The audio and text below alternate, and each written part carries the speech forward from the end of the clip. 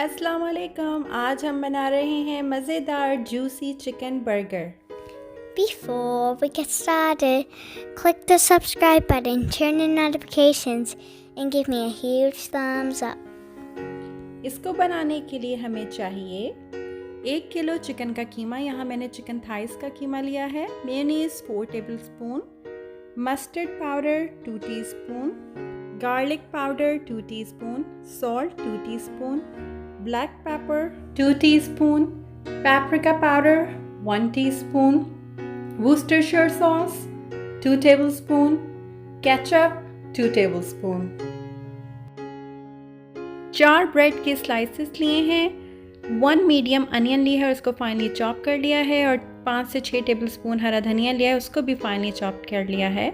अब यहाँ मैं अनियन को पहले सॉटे करूँगी बटर में। 2 टेबलस्पून बटर लिया है, और हमने इसको कलर नहीं देना, बस हमने इसको अच्छी तरीके से सॉफ्ट करना है और इसको हम कीमे में शामिल कर देंगे।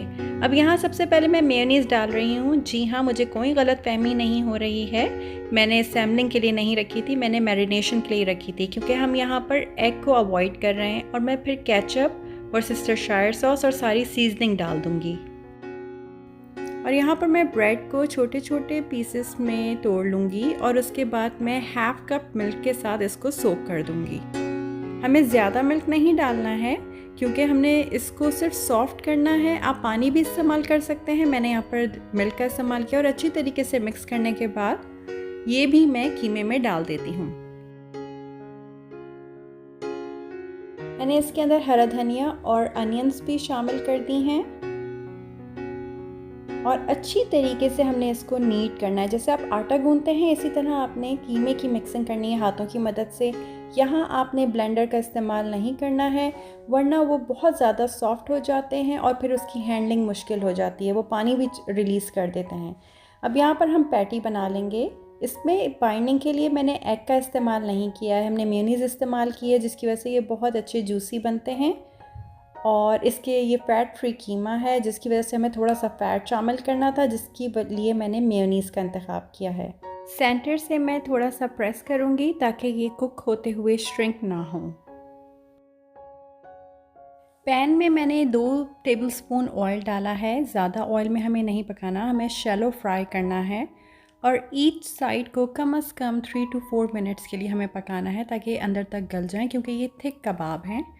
थिन कबाब बर्गर पैटी में अच्छे नहीं लगते हैं, इसीलिए थोड़े थिक ही बनाइए, उसका बहुत अच्छा फ्लेवर आता है। अब मैं यहीं पर इसको चीज़ स्लाइसेस के ऊपर रख दूँगी, ताकि ये साइडों से स्टिक हो जाए। और इसको अब प्लेट में निकाल लेते हैं। और आइए बर्गर की सैम्पलिंग करते हैं। यहाँ पर मैंने वेजिटेबल्स में अनियन स्लाइसेस, टोमेटोज़ और लेटस ली है, मेयोनीज़ ली है और केचप भी इस्तेमाल की है। और यहाँ पर मैंने सारे बन के ऊपर बटर लगा के टोस्ट कर लिया है। मैंने ओवन में टोस्ट किया है, आप चाहें तो किसी भी पैन में टोस्ट कर सकते हैं। अब असेंबलिंग स्टार्ट करते हैं। उसके लिए सबसे पहले बन के एक साइड के ऊपर मैं मेयोनीज़ लगा रही हूँ। लाइटली स्प्रेड करना है, बहुत ज़्यादा स्प्रेड नहीं करेंगे।